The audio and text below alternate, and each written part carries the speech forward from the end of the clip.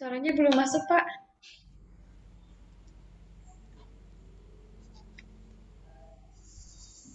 Shalom, Ya. teman-teman yang terkasih, Bapak Ibu, kalau bisa mendengar suara saya bisa melambaikan tangan, terima kasih. Baik, malam ini tadi kita sudah bersama-sama menyembah Tuhan. Kita bersama-sama akan lebih lagi malam ini untuk menghayati tentang doa. Ya, saya yakin Bapak Ibu semua, apalagi yang tergabung di persekutuan doa, pasti adalah orang-orang yang berdoa. Amin. Amin. Amin. Saya mau tanya Bapak Ibu yang terkasih, teman-teman, kalau disuruh milih, dua-duanya kan sangat penting ya. Doa dan karya, dua-duanya penting. Santo Paulus mengatakan kalau kita tidak bekerja, jangan makan. Ya, dua-duanya sangat penting, doa dan kerja atau karya. Pertanyaan saya, kalau disuruh memilih, mana yang lebih penting, doa atau karya atau kerja? Maksudnya dua-duanya penting, tapi yang lebih penting menurut kita atau menurut Bapak Ibu teman-teman semua mana? Siapa yang mau doa? Ya, Doa. Ya, satu. Doa. Doa.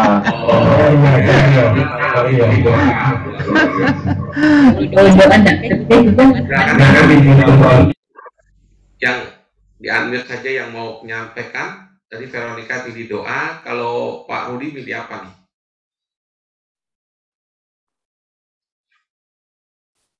Atau ada yang lain? Pak Sony pilih apa Pak? Lebih penting mana menurut Bapak? Karya Pak. Doa. Ya, doa. Baik, terima kasih. Doa. Wah, luar biasa ya, PD Palopo ini ya. Semua rata-rata milih doa ya. Shalom, Pak. Kalau saya tanya, ya, silakan. Halo. Shalom, Pak Vincent. Ya, shalom ya. Ya. Halo ya, shalom. Gimana Pak? Belum dengar Pak, apa pertanyaannya Pak? Baru gabung nih, maaf. Oh, sorry. Iya, Tadi Pak, saya tanya, doa dan karya dua-duanya sangat penting. Tapi kalau boleh memilih bagi pribadi kita masing-masing, Anda bebas mau milih doa atau karya yang lebih penting. Tapi dua-duanya penting, ya sangat penting. Tapi kalau boleh memilih yang lebih penting, tadi Pak Ibu Veronica bilang doa. Wah, luar biasa. Tadi Pak Sony bilang doa. Mungkin ada yang pendapat lain? Nggak ada ya? Doa. Doa. Wah, saya senang sekali ya. Di sini PD Palopo milihnya doa. Kalau saya tanya di tempat lain ya, Persekutuan Doa Usahawan profesional ya, di Jakarta misalnya ya, saya pernah nanya hal yang sama. Mereka lebih banyak milihnya kerja loh. Ya. Ya nggak salah juga, betul. Ya. Tapi kalau disuruh milih, kalau saya pribadi, saya pilih doa. Kenapa? Karena kalau doa bisa mempengaruhi karya atau kerja, sedangkan karya atau kerja tidak bisa mempengaruhi doa. Itu aja alasannya. Ya, kelihatannya doa itu buang-buang waktu, benar nggak ya? Halo? Benar. Oh, benar. Ya. Memang buang waktu, Pak. Ya. Jadi sepertinya kita buang waktu. Tapi sebenarnya doa itulah yang membuat kita itu bisa mempengaruhi kerja. Saya kasih contoh ya. Saya udah berapa lama tidak aktif di kantor, tapi justru aneh. Ketika pandemi ini, saya disuruh aktif lagi di kantor oleh bos saya. Karena perusahaan sedang mengalami masa yang sulit. Waktu itu tahun kemarin ya, bulan Mei. Saya dipanggil lagi untuk aktif berkarya di kantor kembali. Kalau sudah hampir 4 tahun lebih saya tidak begitu aktif, lebih banyak waktunya untuk pelayanan. Tapi karena pandemi, saya juga nggak ngerti, mungkin bagian rencana Tuhan, saya disuruh aktif lagi. Jadi kalau orang-orang kesulitan masalah keuangan, situasi ekonomi sulit, saya malah dapat pekerjaan ya. Nah, saya juga bingung ya. Nah, ketika saya aktif di kantor, saya merasakan sekali kalau saya kurang doa, ya kurang doa, saya dengan staff ya, dengan teman-teman di kantor tuh, di cabang-cabang semua itu, saya kan setiap hari rapat dengan mereka pakai seperti ini, pakai Zoom ya. Kalau kita panggilnya pakai Webex. Nah, kalau kita kurang doa atau doa kita biasa-biasa saja menghadapi teman-teman yang kelihatannya dalam tanda petik agak bandel, kita bisa emosi tuh, bisa marah, bisa maksudnya nggak sabar. Kok kamu dikasih tahu nggak ngerti-ngerti ya begini. Tapi kalau kita hidup doa, ya banyak berdoa, menghadapi situasi yang sama, berbeda hasilnya loh. Kita penuh dengan kesabaran, penuh dengan kasih, bisa untuk menyemangati orang lain. Nah itu karya hasil daripada doa. Contoh lain, di sini kan saya lihat ada banyak bapak-bapak ya. Ini satu contoh saja misalnya ya. Kalau bapak-bapak lagi di kantor banyak urusan, ya, banyak problem, banyak urusan ya. Terus pulang ke rumah nih, terus ngelihat istri belum mandi, udah gitu belum ada makanan, terus udah gitu anak lagi dimarah-marahin, ya pokoknya rumah tangga berantakan begitu. Kira-kira bapak akan ngomong apa nih kepada istri ya? Kira-kira deh. Kalau saat lagi pusing, banyak urusan, kerjaan di kantor, terus pulang pengen makan, belum ada makanan, kayak rumah berantakan sekali. Kira-kira gimana tuh ngomongnya? Ngomel, Kita Pak. deh. Ya? Ngomel. Ngomel. Ya. Tapi kalau orang yang penuh dengan sukacita, penuh dengan hidup doa, menghadapi situasi yang sama, ya mungkin berbeda loh hasilnya. Ya, tadi seperti Pak Jemi bilang mungkin bisa ngomel, marah-marah ya. Gimana sih, Mama kok belum mandi, belum ada makanan, keluarga rumah tangga berantakan, ngurus rumah tangga aja nggak bisa, ya pasti kan gitu ya marah-marah. Terus kalau kita penuh doa hidupnya, menghadapi situasi yang sama, mungkin ceritanya lain loh. Kita bisa ngomong begini mungkin ya, Mah kasihan sekali gini hari belum mandi, kok masih ngurus anak, masih marah-marah. Sana mama mandi, biar anak saya yang tangani pelajarannya atau apanya, dan nanti kita makan di luar bersama ya, kan belum ada makanan. Nah, enak kan? Hasilnya beda ya, walaupun situasinya sama. Ya, itu buah-buah daripada doa. Contoh lain, saya biasakan dulu di kantor ya, kita harus mengambil suatu keputusan penting di dalam hidup. Ya. Pernah suatu kali kantor saya itu udah lama sekali ya. Saya bekerja di perbankan. Waktu itu tahun 2000-an, 2000 awal ya. Waktu itu mengalami masa yang sulit. Kita tahu ya, pada zaman tahun 98, waktu itu Indonesia mengalami namanya krisis moneter. Betul nggak ya?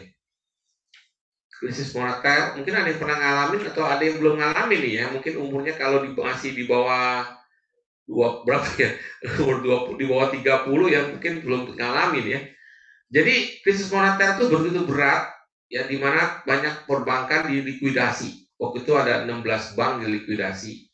Terus kemudian tahun berikutnya ada lagi 5 bank lagi.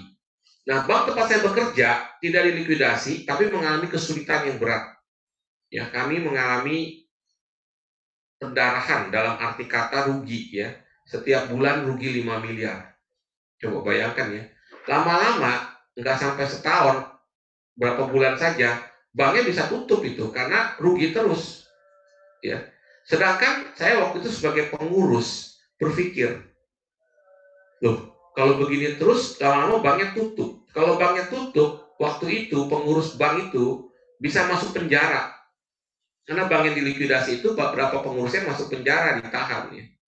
Saya lagi pikir ini bukan punya saya, ya, bukan ini saya. Waduh, kalau sampai di penjara kan lucu juga, gitu. Jadi akhirnya saya memutuskan waktu itu untuk berhenti saja. Ya, saya menulis surat kepada bos, sudah saya siapin suratnya pengunduran diri. Nah, ini saya bilang kunci doa. Ya, untung saya sudah menjadi pewarta, saya juga aktif di dalam pembaruan karismatik Katolik, ya. Saya sudah mengerti apa yang namanya discernment. Ada yang tahu Bapak Ibu teman-teman discernment itu apa? Pembedaan roh. Iya, terima kasih. Pembedaan roh. Jadi kita dalam situasi yang sulit, kita boleh bertanya kepada Tuhan, apa sih rencana Tuhan yang terbaik dalam hidup kita, karena kita tidak tahu apa yang terjadi akan datang. Ya, tapi Tuhan tahu. Jadi saya discernment, ya, saya retret discernment sebelum mengambil keputusan penting. Ya, itulah doa. Ya. Aneh, di dalam discernment itu ketika saya dalam keheningan menyembah Tuhan dan saya memilah-milah antara keluar atau tidak, saya melihat poin positif apa keluar, poin positif apa yang tidak. Terus kemudian saya menyerahkan kepada Tuhan, ya. Apa yang terjadi? Rupanya damai sejahtera saya tidak keluar. Aneh kan? Padahal saya sudah siapkan suratnya. Kemudian Tuhan berbicara di hati saya, kamu harus tetap di sini, saya akan menolong. Kasihan kalau sampai perusahaan ini bubar, ya berapa banyak orang yang kehilangan pekerjaan. Aku akan memulihkannya. Kamu setia, katanya, tetap di sini. Ya saya ikutinlah suara hati itu, saya ikutinlah. Dan betul luar biasa karya Tuhan itu, nggak lama ada suatu kejadian yang mungkin tidak pernah terjadi lagi di Indonesia. Yaitu bagi orang yang di ekonomi mungkin tahu, penjualan aset BPPR ya, pada tahun 2000 itu ya tidak pernah lagi terjadi di Indonesia. Dan kami berhasil di situ untuk membiayai, pada waktu itu situasi sangat sulit, dan tempat perusahaan saya bekerja dari rugi bisa menjadi profit. Dan saya pikir itu sementara, tapi ternyata tidak. Terus perusahaan kami berkembang luar biasa. Dan betul janji Tuhan akhirnya berhasil baik dan berkembang menjadi suatu perusahaan yang cukup besar. Ya. Bayangkan ya, jadi ketika kita berdoa banyak sekali gunanya. Jadi rupanya doa itu sangat menentukan. Ya, saya cerita begini. Nah sekarang kalau kita berdoa, saya mau sedikit malam ini saya cuma mau bagi sharing. Nanti kita bersama-sama akan praktek. Saya mau ajarkan pada Bapak Ibu teman-teman suatu doa sederhana supaya kita semakin dikuatkan, semakin menyala-nyala roh kita. Ya. Kalau kita berdoa ada 3K. Saya selalu bilang 3K, sesuatu yang sangat sederhana ya. K yang pertama adalah di Matius 5 ayat 6. Mungkin Bapak Ibu teman-teman bisa membuka kitab suci. Silakan yang sudah ketemu boleh membacakannya. Matius 5 ayat 6. Ada yang mau baca? Matius 5 ayat 6.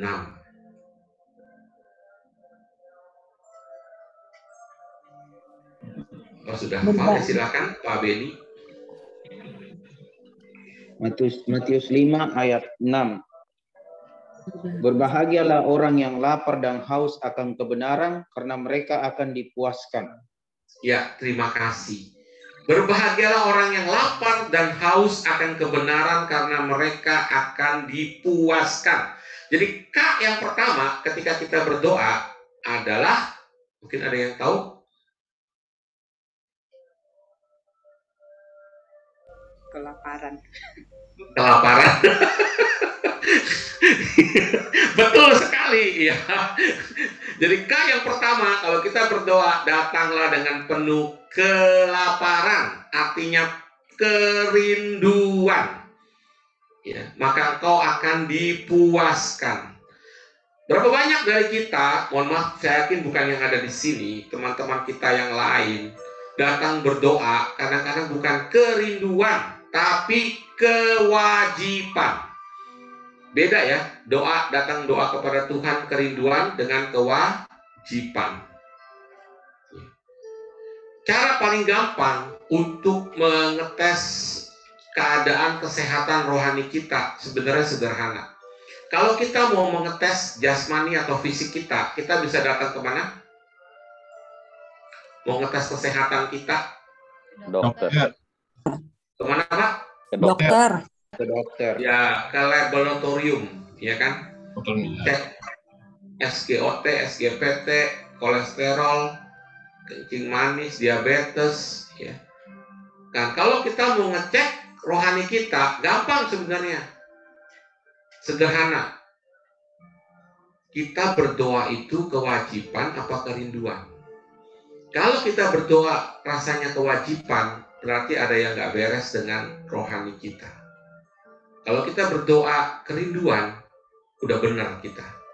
Caranya gampang sekali ngecek keadaan rohani kita, sesederhana itu. Oleh karena itu kita datang kepada Tuhan, kalau berdoa datanglah dengan penuh kerinduan, bertemu dengan Dia. Masalahnya, di dalam doa, kita bertemu dengan Dia atau tidak. Begitu. Saya nggak tahu, teman-teman mungkin bisa bersaksi atau mau bersharing. Dalam doa Anda ketemu Tuhan nggak? Dalam tanda petik, mengalami Dia nggak? Silakan mau bersaksi atau mau bersharing, saya persilahkan.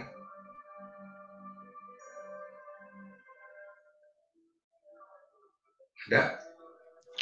Ya, halo. Silakan. Halo. Halo. Iya, silakan. Iya. Pak Realmi namanya siapa ya? Sorry, namanya Realmi sih nggak Oke Pak, di-rename. terima kasih atas kesempatannya. Ya, ini dari Kota Palopo. Artinya berbicara soal pengalaman doa. Pak siapa Matias, Pak? Matias. Pak Matias, ya, silakan. Frater Matias. Ya, terima kasih Bu. Ya, terima kasih Pak misalnya ya, Mak. Ya, selamat malam, salam sehat untuk kita semua. Ya, saya bangga sekali dengan topik mengenai kuasa doa. Ya, berbicara doa itu memang sesuatu yang istimewa dalam kehidupan kita sebagai umat beriman. Bagi saya itu doa adalah sumber kekuatan yang terbesar dalam diri saya sebagai seorang yang beriman kepada Tuhan. Kalau saya tidak berdoa, ada sesuatu yang hampa dalam diri saya. Setiap kali menghadapi situasi apapun, kesulitan atau soal kegembiraan. Artinya doa adalah sesuatu berkat yang merasa bahwa Tuhan itu ada, hadir bersama saya. Gitu. Jadi intinya bahwa dalam nafas kehidupan saya secara pribadi seperti selalu mengingat doa. Artinya mengingat doa berarti mengingat Tuhan. Tuhan bersama saya. Saya renungkan dalam setiap detik langkah hidup saya atau dalam nafas kehidupan. Itu. Artinya misalnya ada misal perasaan takut, misalnya saya pernah mengalami namanya ada rasa takut. Tapi dengan mengkontemplasikan bahwa Yesus itu hadir, membayangkan bahwa Yesus hadir bersama saya, rasa takut itu hilang dengan sendirinya. Iya. Seperti itu. Artinya memang, ya, itu secara singkat intinya bahwa doa adalah bagian hidup saya yang saya rasakan sampai saat ini. Iya. Ya, terima kasih, Frater. Ya, terima kasih Pak. Ya, terima kasih. Ya, terima kasih atas pengalamannya buat Frater Matias. Ya, terima kasih Pak. Berdoa, mengalami perjumpaan dengan Tuhan sehingga memberikan kekuatan dalam hidupnya. Ya, sama seperti teman-teman yang lain juga ya. Jadi poinnya adalah jelas ketika kita berdoa, bertemu dengan Yesus enggak sungguh-sungguh. Kalau kita bertemu dengan Yesus sungguh-sungguh, maka kita merasakan doa itu bukan sesuatu yang sia-sia. Ya, tapi menjadi sumber kekuatan. Juga di dalam PD ini. Nah, saya sering bertanya kepada teman-teman yang ikut persekutuan doa. Anda ikut persekutuan doa itu karena kewajiban, nggak enak hati, atau karena benar-benar suatu kerinduan. Nah,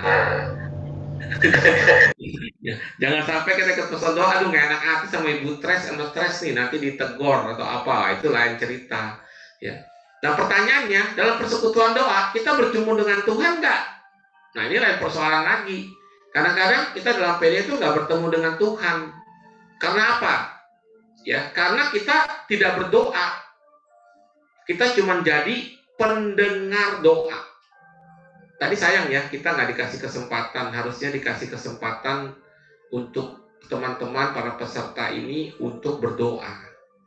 Jadi PD itu sebenarnya adalah kita harus berdoa semua. Jadi dikasih kesempatan bisa untuk meng-unmute gitu, doa syukur misalnya ya, bergantian. Saya pernah ngalamin ya di lingkungan, nggak tahu kalau di Palopo tuh namanya apa, ada lingkungan atau enggak ya, saya nggak tahu. Kalau di Jakarta tuh ada namanya lingkungan. Kalau di sana namanya apa? Wilayah kali ya. Rukun. Rukun ya. Nah kami itu biasa kalau di lingkungan itu setiap mau bulan kitab suci ataupun prapaskah tuh ada pertemuan kitab suci ya. Nah ketika itu di tempat kami 20 orangan pendalaman kitab suci. Ini bukan orang karismatik loh, bukan PD loh, biasa lingkungan ya. Selesai acara, saya minta kepada masing-masing setelah sharing, setelah membahas kitab suci, saya minta kepada semuanya berdoa satu-satu ya, masing-masing. Dan kita tahu sendiri kalau orang Katolik disuruh berdoa, bilangnya apa ya biasanya? Tidak tahu berdoa biasanya. Malu. Ya. Ada yang malu, ada yang tidak tahu mau ngomong apa. Ya, tuh saya nggak siap Pak, saya nggak ngerti mau ngomong apa Pak. Aduh, terus saya bilang begini, kalau tidak bisa berdoa, gampang, ucapkan 3 kata. Apa itu 3 kata? Terima kasih Yesus. Masa nggak bisa ngomong terima kasih Yesus? Oh ya bisa, ya udah. Mulai ya, giliran. Sebelah saya mulai. Terima kasih Yesus. Sebelah saya lagi mulai lagi. Terima kasih Yesus. Sebelah saya mulai lagi. Terima kasih Yesus. Wah, sebelah saya mulai lagi. Dia doanya agak panjang nih. Dia bisa doa mungkin orang pede kali ya. Tuhan terima kasih karena segala kasih dan kebaikan serta kemurahan-Mu gini. Terus saya bilang stop kelamaan nanti nggak kelar. Ya, terus sebelahnya lagi. Terpujilah Engkau Tuhan, terima kasih. Intinya semuanya berdoa. Walaupun hanya ngucapin 3 kata terima kasih Yesus. Tahu nggak apa yang terjadi? Ketika semuanya berdoa dalam pertemuan itu. Aneh ya, ada yang nangis, ada yang hatinya tersentuh, ada yang pokoknya hatinya tuh mengalami sesuatu. Padahal sederhana loh doanya. Kuncinya apa? Kuncinya semuanya berdoa. Jadi ketika semua berdoa, orang mengalami kehadiran Tuhan. Karena dia fokus. Demikian juga dalam PD. Sebaiknya nanti mungkin kesempatan lain oleh pelayan pujian ya, WL, dikasihlah kesempatan untuk para peserta ini berdoa spontan, mengucapkan terima kasih kepada Tuhan walaupun singkat, dengan cara di-unmute gitu. Setelah itu di-mute kembali. Ya, jadi supaya semua terlibat. Ketika semua terlibat mengungkapkan isi hati pada Tuhan, lain loh suasananya. Orang bisa mengalami hadirat Tuhan. Ya. Jadi dalam persekutuan doa pun kita sebaiknya mengalami hadirat Tuhan. Dan juga ketika menyembah Tuhan, walaupun melalui Zoom, kita bisa mengalami hadirat Tuhan kok. Ketika kita fokus, tadi seperti Frater Matias katakan, kita membayangkan Yesus hadir. Kita menyembah Dia. Ya, kita bisa mengalami. Apalagi kita ini namanya persekutuan doa, pembaharuan, titik-titik Katolik. Apa itu? Karismatik. Ya, Tuhan menganugerahkan karisma-karismanya. Kita berbeda dengan persekutuan doa biasa. Artinya apa tuh? Bedanya di mana? Bedanya di kata karismatik. Maksudnya apa ya? Mungkin Pak Rudi tahu nih. Pakarnya nih, paling rajin Pak Rudi. Ikut doa syafaat profetik tiap Rabu malam di PPK. Bedanya apa Pak Rudi? Kasih Pak Rudi. Mungkin tahu Pak Rudi. Karismatik, kata karismatik bedanya adalah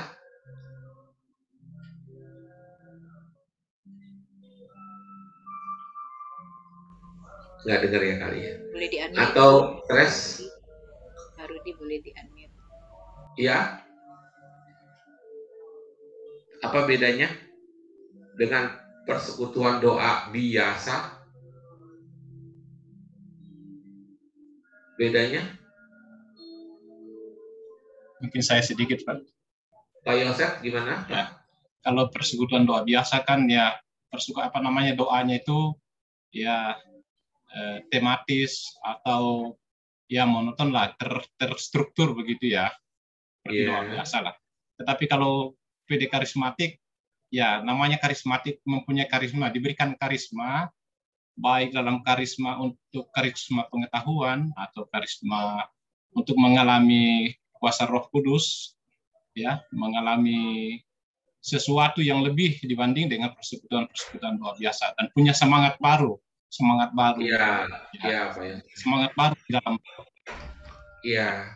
Jadi kalau persekutuan doa karismatik bedanya adalah kita menampakkan atau menampakkan karisma Roh Kudus sebagai sarana untuk pelayanan kepada jemaat.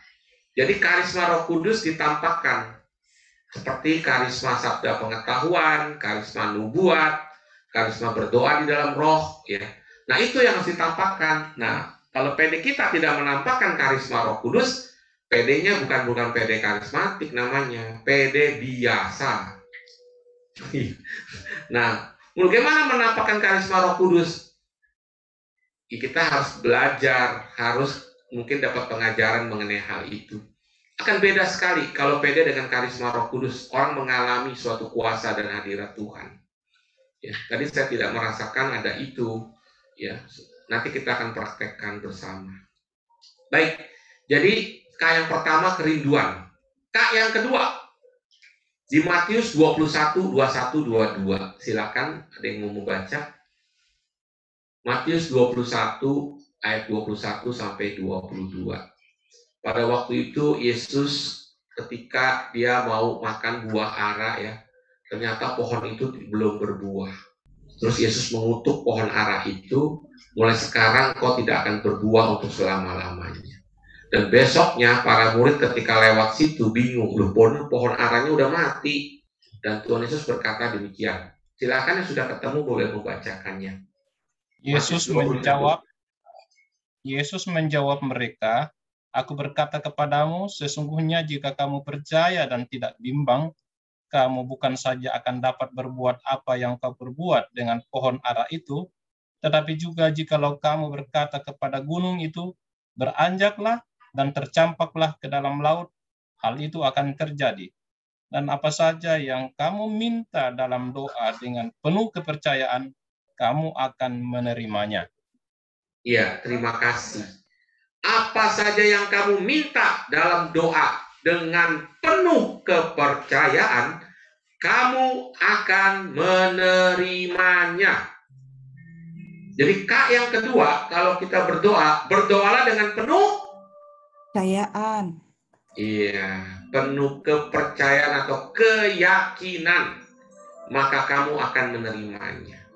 Jadi kalau berdoa, Bapak Ibu terkasih, jangan berdoa, Tuhan benar nggak ya Tuhan, kau akan kabulkan nggak ya Tuhan.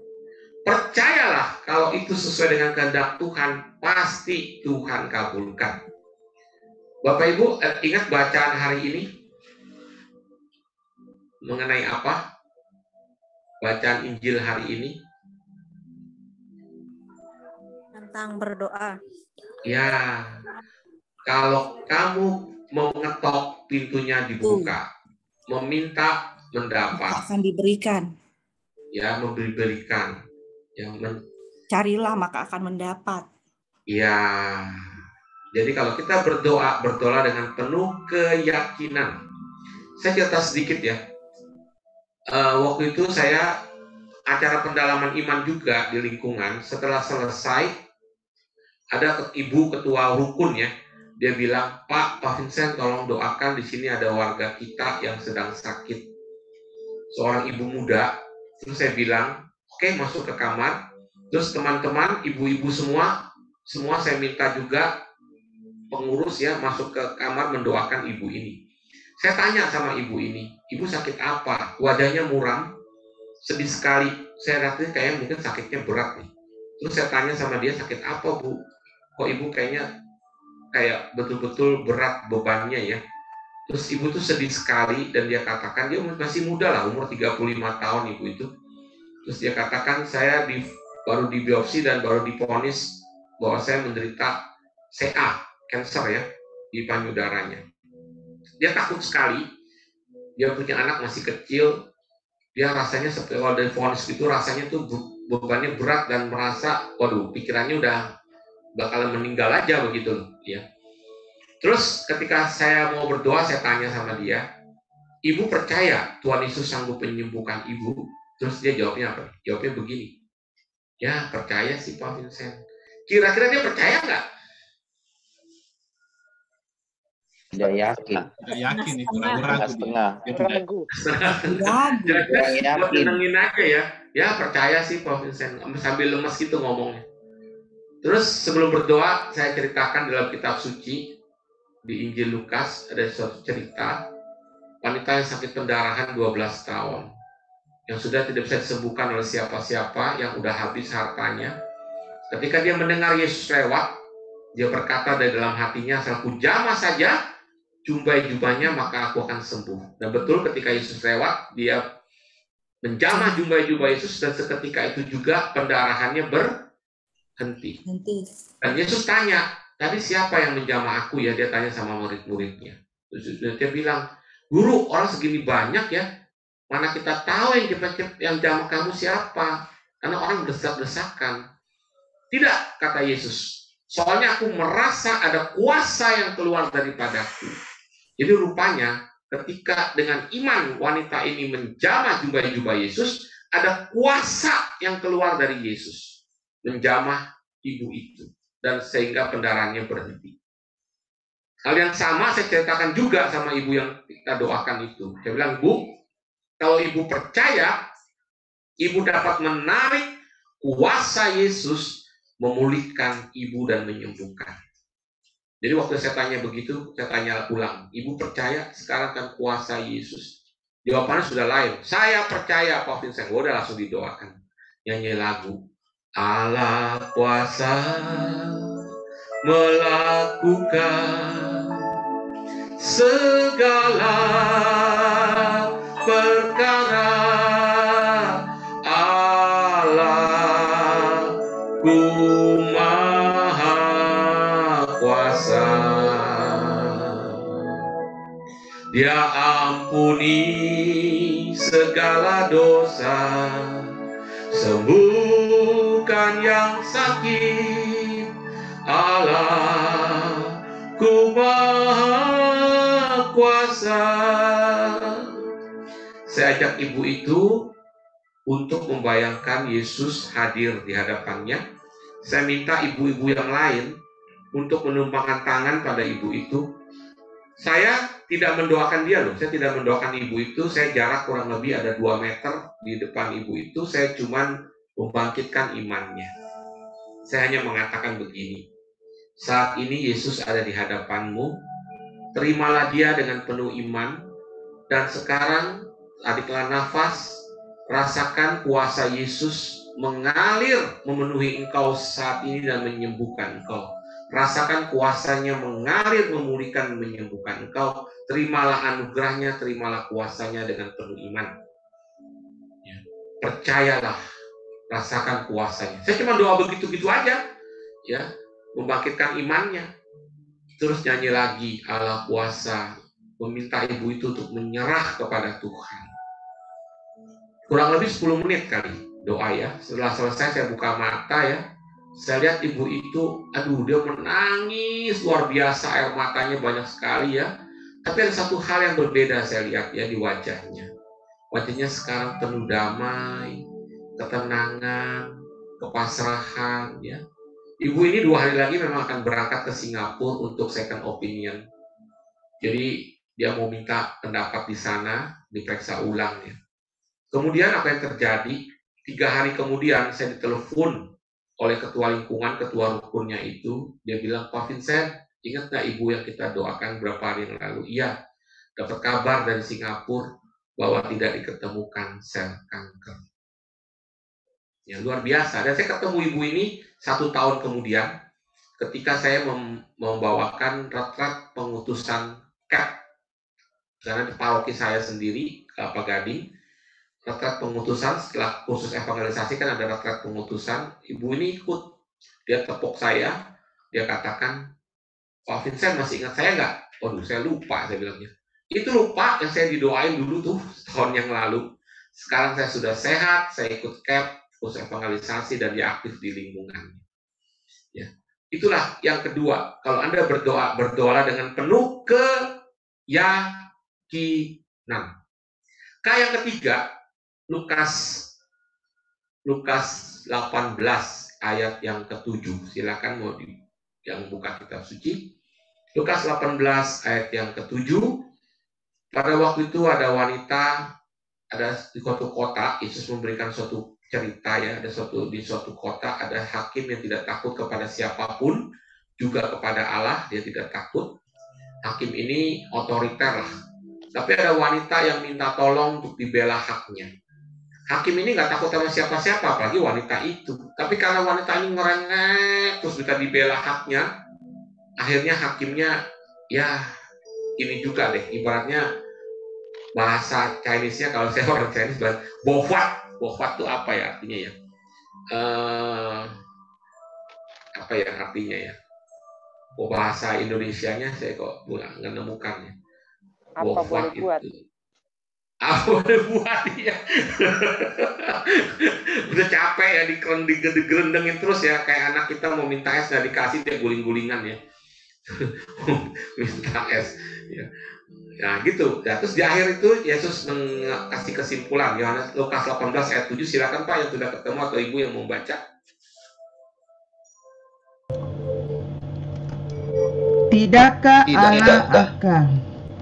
Tidakkah Allah akan membenarkan orang-orang pilihannya yang siang malam berseru kepadanya? Dan adakah ia mengulur-ngulur waktu sebelum menolong mereka? Ya, terima kasih. Silakan diucap. Tidakkah Allah membiarkan orang-orang pilihannya yang siang malam berseru kepadanya? Dan adakah ia mengulur-ngulur waktu untuk menolong mereka? Kunci daripada ayat ini adalah kata. Ayat itu kan ada kunci, ada kata-kata kunci ya. Kunci ayat ini adalah kata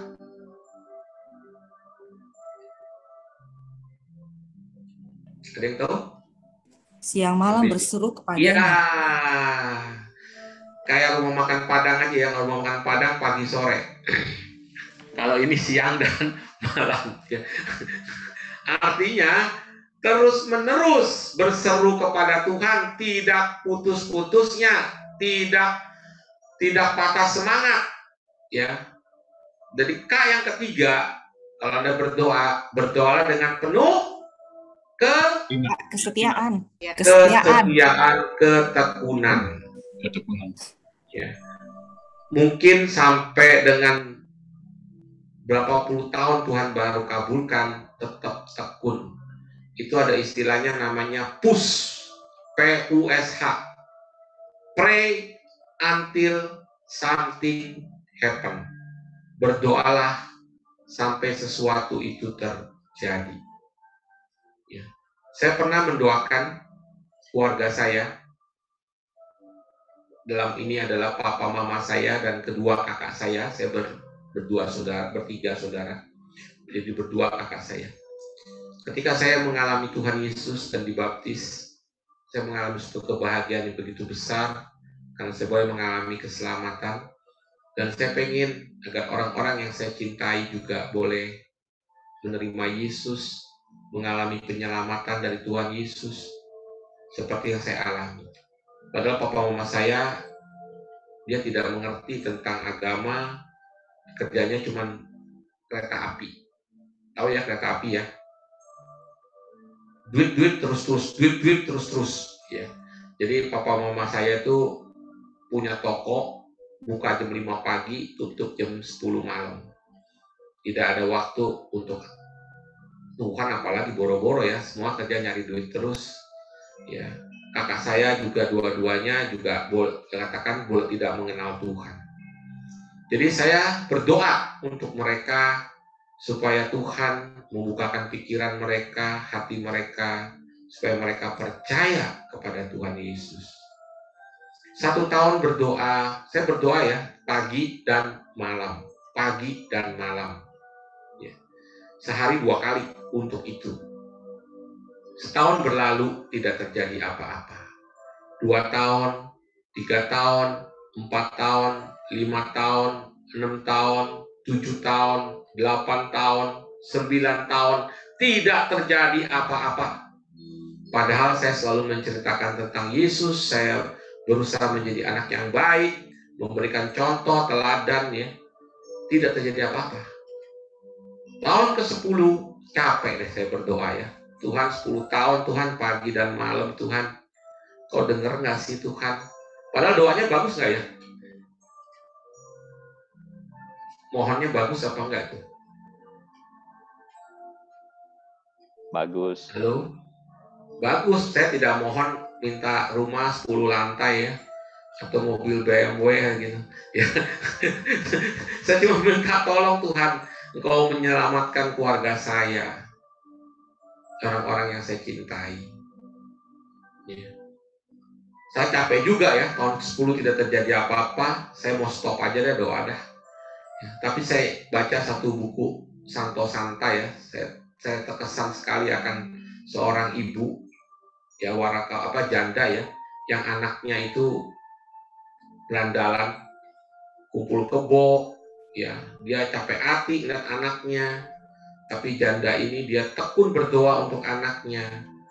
20 tahun dia berdoa untuk anaknya, sampai anaknya ini akhirnya bertobat dan dapat bisikan dari Tuhan, masuk seminari dan akhirnya menjadi imam. Dan anaknya ini bukan hanya imam, tapi juga menjadi uskup agung ya. Santa Monica dan Santo Agustinus. Iya, betul Pak Yosef. Ya. Saya terinspirasi oleh cerita itu. Wah, dia 20 tahun, saya baru 10 tahun nih ya. Saya terus aja berdoa ya. Untuk itu saya lanjutkan terus. Sampai tahun ke-14, lewat suatu peristiwa, kakak saya yang perempuan, dan suaminya, berarti kakak ipar saya itu menderita sakit kanker di kelenjar getah bening. Saya datang bersama dengan teman saya, pewarta juga, mengunjunginya dan mendoakannya. Dan di situ kuasa Tuhan nyata ya. Akhirnya keluarga kakak saya yang perempuan itu dibaptis semuanya sama anak-anaknya. Ya, mereka menerima Yesus. Ya, terus kemudian sekarang yang berdoa kan berarti saya dengan kakak saya nih yang perempuan sekarang 2. Mama saya itu suka ikut pergi ke Gunung Kawi, diajak teman-teman. Tahu Gunung Kawi ya? Kalau di Sulawesi saya nggak tahu. Kalau di orang Jawa tahu tuh Gunung Kawi, tempat ngapain itu? Pergi ke Gunung Kawi. Gunung Kawi itu nyari pesugihan, ya, pulang bawa jimat, terus mandi kembang 7 rupa. Kalau malam Jumat mama saya itu suka baca bakat kemenyan. Ya. Suatu malam saya bangun dari tidur, ada dorongan yang kuat, itu jimat-jimat yang ditempel di kasir, ditempel di dinding, saya ambil semua, terus saya taruh di baskom, saya buka isinya apa sih ini jimat ini, ternyata kadang-kadang kacang-kacangan gitu ya. Saya taruh di baskom, terus saya ambil minyak tanah, terus saya doakan di dalam nama Yesus Kristus, saya patahkan segala ikatan ini dengan keluarga saya. Amin. Saya bakar, terus saya ganti dengan salib dindingnya rumah saya. Saya pikir besokannya saya diomelin gitu ya, ternyata tidak ada yang peduli. Sampai suatu saat mama saya ketika dalam waktu senggang dia baru peduli, dia baru ngeliat, loh tiba-tiba ada salib, gambar apa itu? Dia tanya sama saya, siapa itu yang disalib? Apa itu, gambar apa? Saya bilang itu Tuhan Yesus. Kenapa dia digantung di situ? Saya ceritain, dia sebenarnya bukan dia yang digantung, harusnya kita, karena kita orang berdosa. Tetapi dia mati untuk nebus dosa kita dan gantiin kita. Siapa yang percaya kepada Yesus maka akan diselamatkan. Mama saya yang pendidikannya nggak tinggi aja, ketika saya ceritakan gitu, dia ngerti loh. Dia langsung terbuka hatinya. Dia katakan, kalau gitu saya mau percaya pada dia. Saya mikir, waduh mama saya tidak bisa baca ya. bahasa Indonesia, bisa bicara tapi nggak bisa baca. Ini kalau dites sama pastor, mau dibaptis, gimana caranya dia lulus ya? Doa Bapa Kami, Salam Maria ya. Akhirnya saya tulis gede-gede doa Bapa Kami, doa Salam Maria, untuk mama saya hafalin. Bersatu bulan nggak bisa hafal-hafal loh, doa Bapa Kami. Hafal atas, bawah lupa. Hafal bawah, atas lupa. Ya. Tapi dia tekun sekali. Akhirnya pada waktu malam Natal, mama saya dibaptis. Padahal papa saya melarang. Tapi tetap mama saya mau dibaptis. Sejak itu hidupnya berubah. Ya. Mama saya mengenal Yesus. Terjawab. Tinggal papa saya. Detik terakhir papa saya juga mengeraskan hati. Tapi akhirnya ketika papa saya sakit, kena stroke. Detik terakhir ketika saya tanya sama dia, Papa mau terima Tuhan Yesus?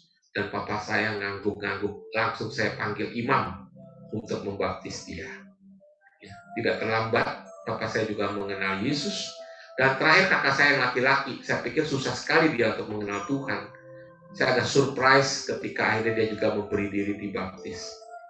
Beserta dengan istrinya dan anak-anaknya. Doa saya terjawab setelah hampir 20 tahun, Bapak Ibu yang terkasih. Ya, Tuhan tidak pernah ingkar akan janjinya. Jadi K yang ketiga adalah ketekunan. Baik, malam ini saya mau mengajak Bapak Ibu yang terkasih, setelah mendengar sharing saya agak panjang ya, 3 K tadi. Apa itu? Pertama, kerinduan. K kedua, kepercayaan.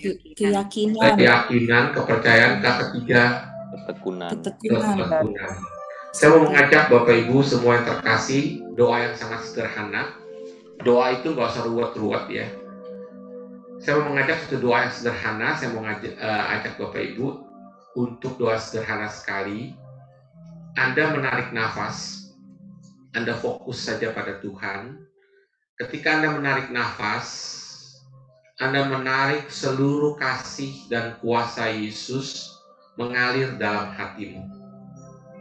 Ketika Anda membuang nafas dengan mulut ya, buanglah segala ketakutan, kekhawatiran, kecemasan, atau dosa, atau tidak baik yang dalam diri kita, dibuang bersama dengan hembusan nafas. Jadi ketika kita menarik nafas, kita merasakan, kita menarik kuasa kasih Yesus masuk memenuhi hati dan hidup kita.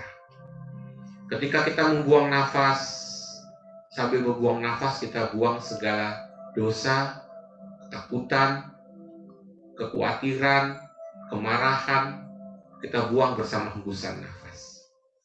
Sambil kita menarik nafas, kita memanggil nama Yesus, kita katakan, mungkin Tuhan Yesus, kita tarik nafas, kita buang, kasihanilah kami, atau kasihanilah saya, juga boleh. Ya. Baik, kita mau melatih doa sederhana ini. Saya mau mengajak Anda untuk mengalami Yesus, bahwa di dalam doa kita bisa mengalami Dia.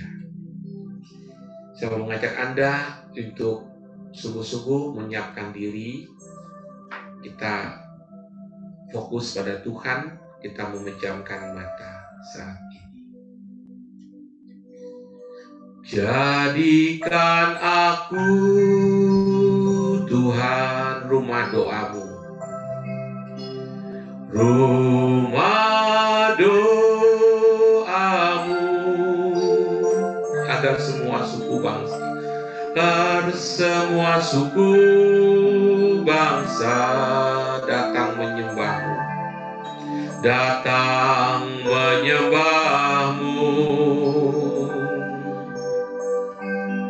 Jadikan aku, Tuhan, mesbah doamu. Mesbah doamu, agar semua suku bangsa,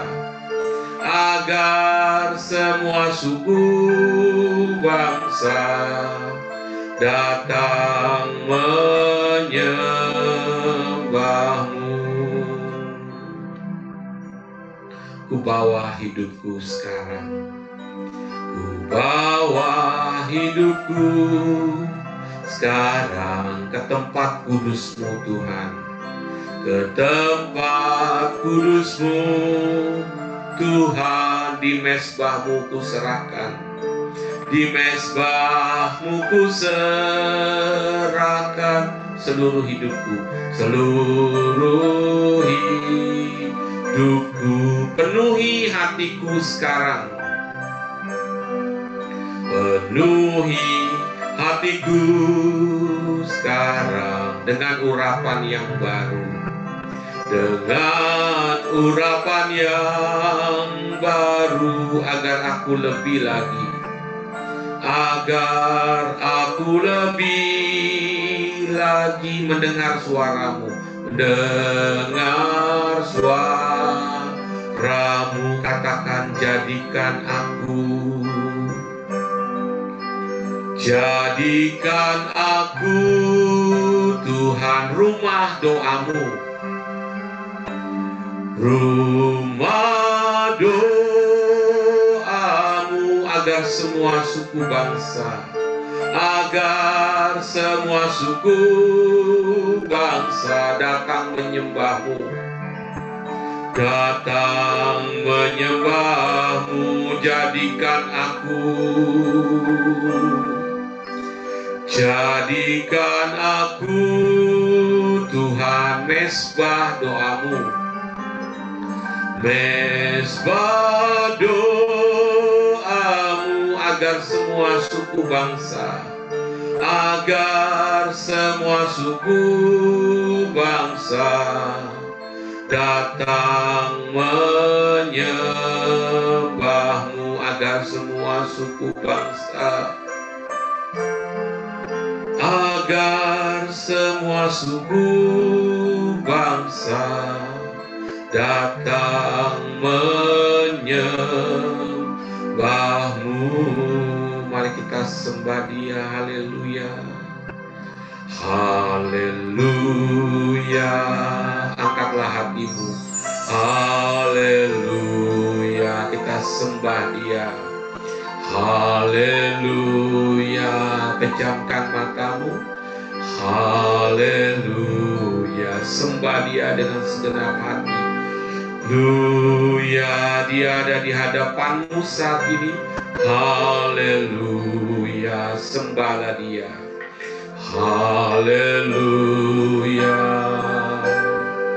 haleluya. Sembah-sembah. Haleluya,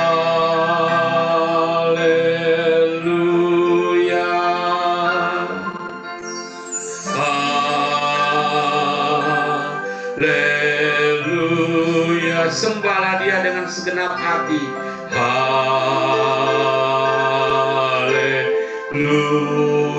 dengan penuh penyerahan. Haleluya, sembah. Haleluya,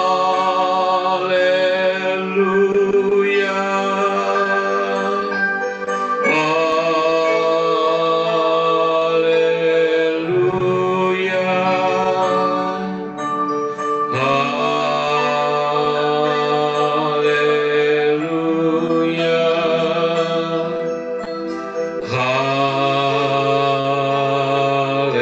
haleluya.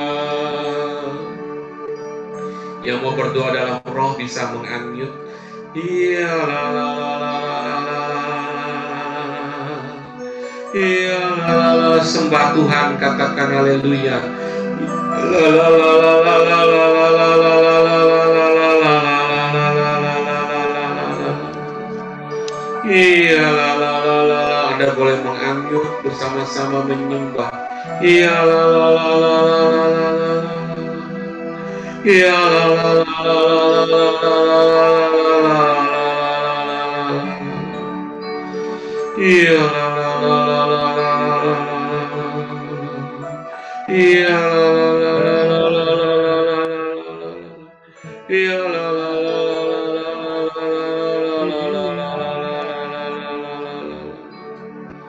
Ya la la la la la. Ya la la la la la. Ya Iya.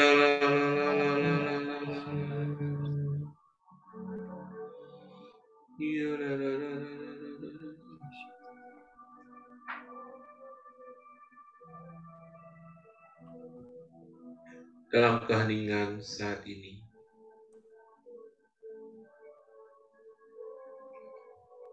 Yesus ada di hadapanmu. Dia rindu untuk berjumpa dengan engkau. Tanamkanlah kerinduan dalam hatimu untuk berjumpa dengannya. Wajahnya penuh kasih, wajahnya penuh cinta.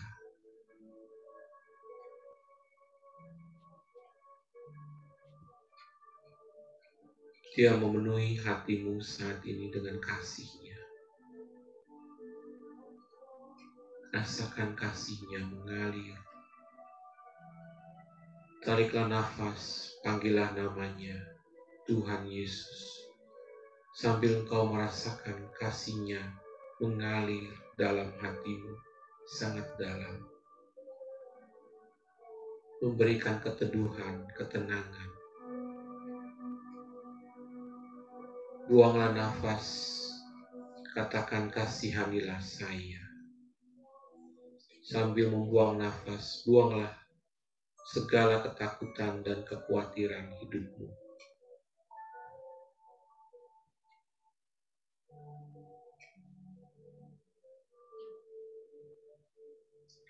Tariklah nafas,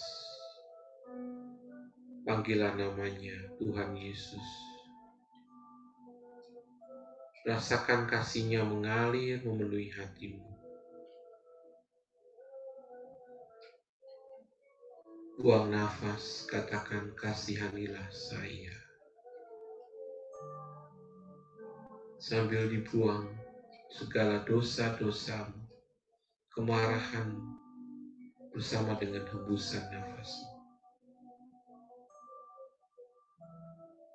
Serahkan kepada Tuhan.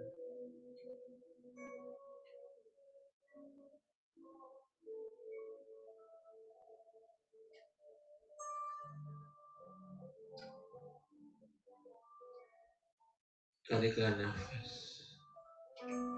Serukan namanya, Tuhan Yesus. Rasakan kuasa kasih-Nya mengalir. Kuasa cintanya mengalir. Jamahannya mengalir. Buang nafas. Katakan, kasihanilah saya. Buanglah segala keletihanmu, segala ketakutanmu, buanglah. Serahkan pada Tuhan.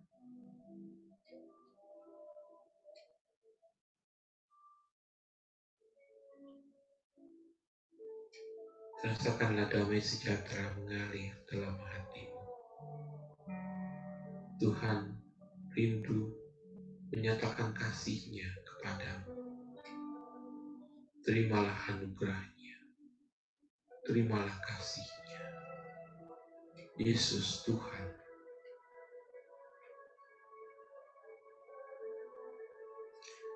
Saya persilahkan bagi yang tergerak hati untuk berdoa, menyapa Tuhan, menyampaikan isi hatimu kepada Tuhan. Anda boleh meng-unmute. Silakan.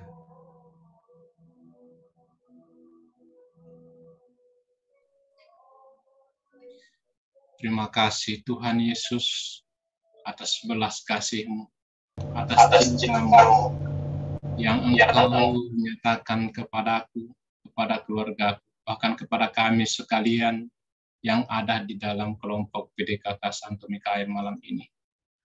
Kami sungguh merasakan kehadiran-Mu. Secara pribadi saya mengalami Tuhan getaran cinta-Mu yang memberikan aku kekuatan dan semangat bahwa Engkau ada menopang kami. Justru pada saat kami kadang melalaikan dan melupakan Dikau, tetapi Engkau tetap setia. Terima kasih Tuhan Yesus atas napas kehidupan ini. Terima kasih Tuhan Yesus. Terima kasih Tuhan Yesus. Silakan yang lain boleh meng-unmute.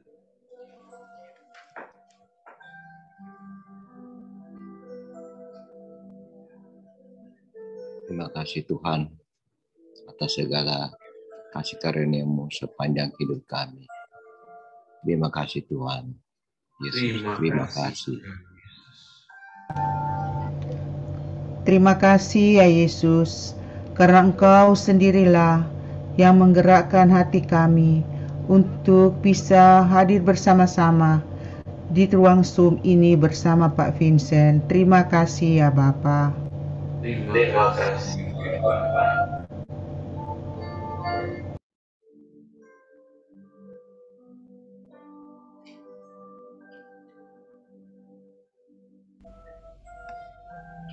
Terima kasih Tuhan, Kau senantiasa mengingatkan kami, sehingga kami tidak semakin jauh daripada-Mu.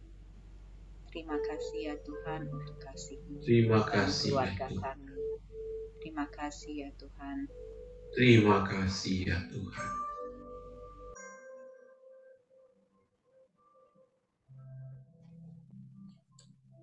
Terima kasih ya Tuhan untuk urapan-Mu pada malam hari ini. Kami boleh merasakan kasih-Mu benar-benar hadir di dalam kehidupan kami. Semoga ini menjadi rema kami untuk mau bertumbuh dalam iman, kasih, dan pengharapan Engkau. Ketika hembusan kami yang jahat kami keluarkan, ketika hembusan napas kami yang sia-sia telah kami lepaskan, kami boleh menerima urapan Tuhan. Terima kasih Tuhan Yesus untuk jemaat. Terima kasih Tuhan Yesus. Terima kasih Tuhan atas segala kebaikan-Mu. Kadang kami merasa bahwa pemberian-Mu yang melimpahkan kepada kami. Kami sadar ataupun tidak sadar. Kadang kami tidak mampu untuk mengucap syukur. Dan kami terlupa. Malam ini kami dikuatkan melalui pengetahuan yang kami dapat pada malam hari ini. Kami dikuatkan lagi. Kiranya api cinta-Mu terus membakar dalam jiwa hati kami untuk kami tetap tumbuh dalam kasih. Terima kasih Yesus. Terima kasih Yesus.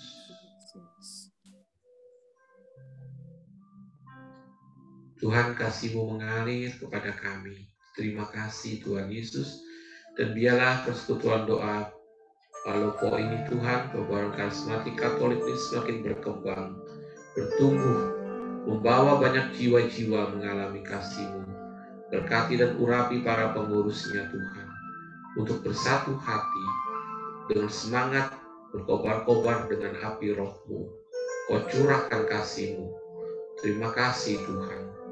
Kemuliaan kepada Bapa dan Putra dan Roh Kudus, pada permulaan, sekarang, selalu, dan sepanjang segala abad. Amin. Baik, terima kasih Bapak Ibu yang terkasih dalam nama Bapa dan Putra dan Roh Kudus. Amin. Amin. Apakah ada yang mau sharing satu dua orang tadi ketika doa mengalami apa? Mungkin ada yang mau cerita sedikit. Tadi ada berdoa mengalami sesuatu kah atau apa? Doanya sederhana sekali ya, cuman mengundang Yesus untuk hadir, menguasai seluruh hidup kita, dan melepaskan segala ketakutan, kekhawatiran kita, beban kita. Mungkin ada yang mau sharing tadi, walaupun doanya singkat tadi ya, cuma 3 kali putaran, 4 kali, cuma berapa, 3 menit, nggak sampai. Silakan, Pak Beni. Iya. Tadi waktu doa saya rasakan memang saya saat ini ada banyak kekhawatiran. Saya rasakan kekhawatiran saya waktu itu saya sempat merasa damai gitu, hilang rasa khawatir saya kayak plong. Apa yang saya pikirkan selama ini yang mengganjal hati saya, yang rasanya sesak, bikin saya sesak, itu akhirnya hilang. Saya rasakan bahwa ada kasih yang mengalir dalam hati yang penuhi dada saya ini, seperti rasa sedih diganti dengan rasa sukacita. Itu yang saya rasakan. Terima kasih. Oke, Pak Beni. Ya, Pak Beni. Terima kasih sharingnya. Ya, saya dengan Sony Pak Vincent Sebetulnya kita sudah lama kenalan, cuma mungkin sudah lama tidak bersua, Pak. Karena selalu gereja sekarang hanya online. Ya. Oh, Pak Sony di Jakarta. Ya. Oh, iya. Betul. Saya mengalami hal ini yang Bapak bawakan persis ini, Pak Vincent, waktu camp di Yakobus, Pak. Oh, iya. Itu kira-kira sudah 13 tahun lalu. 2008. Oh ya, sorry, Pak Sony. Oke. Iya. Di Cikanyere. Saya satu angkatan sama Bu Kinta segala, Pak. Iya. Teman baik sama istri saya. Salam buat Ibu ya. Salam sama Bu Kinta. Jadi saya terus terang mengalami hal ini yang Bapak bawakan ini, pencurahan Roh Kudus di Cikanyere ini luar biasa. Saya sampai seolah restin benar-benar. Dan yang tadinya saya tidak bisa berbahasa apapun, otomatis seluruh tubuh saya itu bergetar dan mengeluarkan suara yang saya sendiri ini, Pak. Menurut panitia itu ya Bapak betul-betul masuk yang paling dalam. Ini yang saya alami dalam seumur hidup saya, Pak. Bisa bahasa roh. Terima kasih, Pak Vincent. Ya, Pak Sony, salam ya buat istri. Sama-sama, Pak. Salam Bu Kinta. Ya. Terima kasih, Pak Sony. Ada yang lain lagi? Yang satu orang lagi mungkin mau cerita apa dialami tadi dalam doa?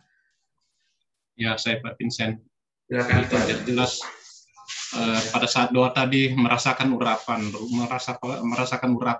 Seperti ada getaran dan seperti apa? Jadi selain perasaan lega dan saya tidak menyadari air mata saya keluar karena rasa gembira dan rasa sukacita karena merasakan Tuhan ada di hadapan dan memberikan berkat di atas kepala begitu bahwa aku mencintaimu. Itu yang saya rasakan. Makanya saya mengalami ada rasa sukacita dan damai sejahtera. Terima kasih. Baik, terima kasih. Saya rasa waktunya ini ya cukup ya.